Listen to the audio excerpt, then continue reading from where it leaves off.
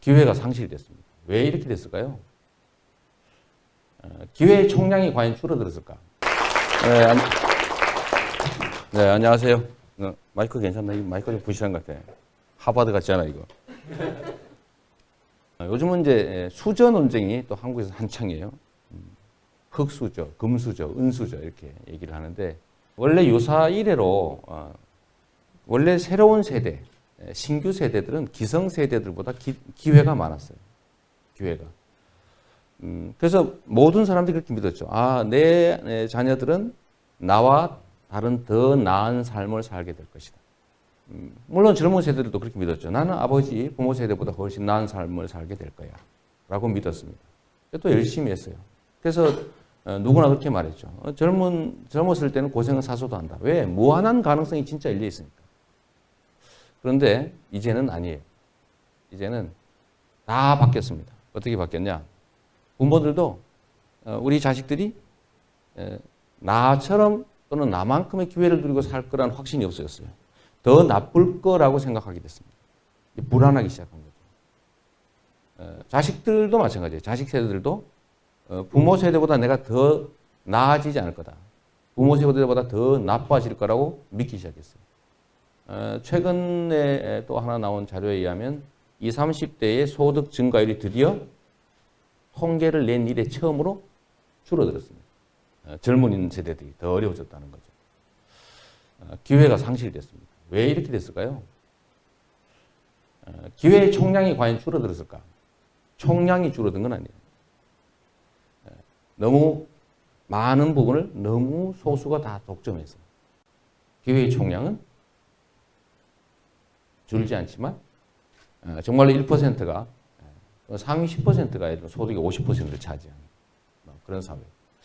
특히 이제 정경유착에 따라서 힘센 사람들이 더 많은 걸 가지도록 허용되고 있는 그런 사회였기 때문에 점점 위험해지고 있습니다.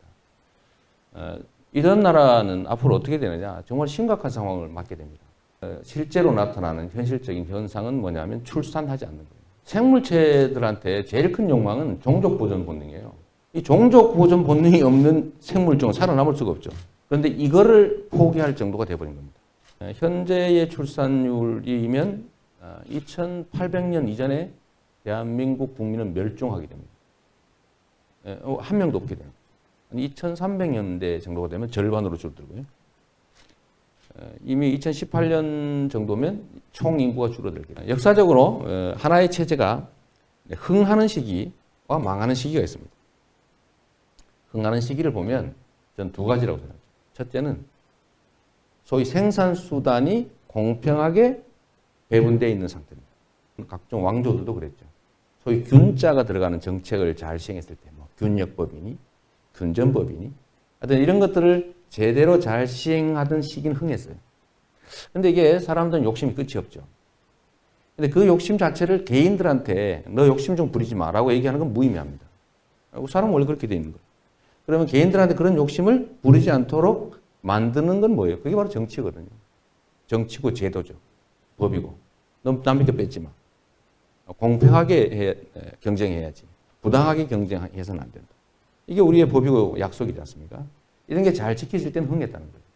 근데 이 개인들의 욕망이 어느 순간에 예를 들면 이 통제를 하고 있는 정치나 제도가 망가지면서 무한 질주를 하게 되죠. 어느 순간부터.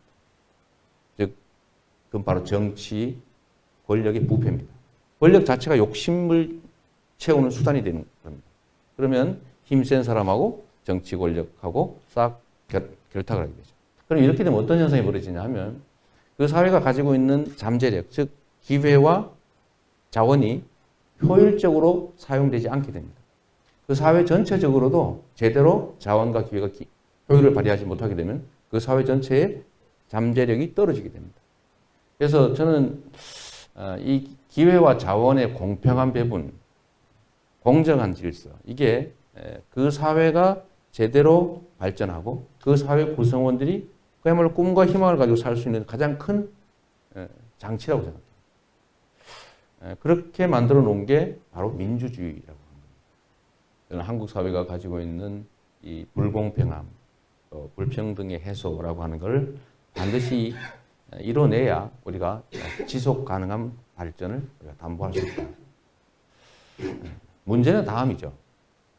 뭐 그것까지는 좋은데, 그건 사실인데, 그럼 어떡할 거냐? 말처럼 쉽지 않죠. 지금 세상에 예를 들면 권력, 돈, 조직, 영향력, 뭐 그중에 언론 이런 것도 대부분 다 가진 사람들이 가지고 있죠. 문제는 힘은 그 사람들이 다 가지고 있는 거죠. 이런 언론, 권력, 조직, 돈 다 가지고 있잖아요.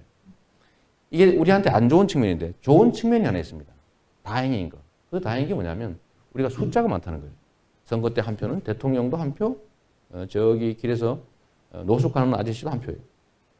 노숙하는 아저씨가 좀 많으면 노숙하는 아저씨가 이겨야지 원래는. 근데 현실적으로 어떤가요? 노숙하는 아저씨는 잘 못 이겨요.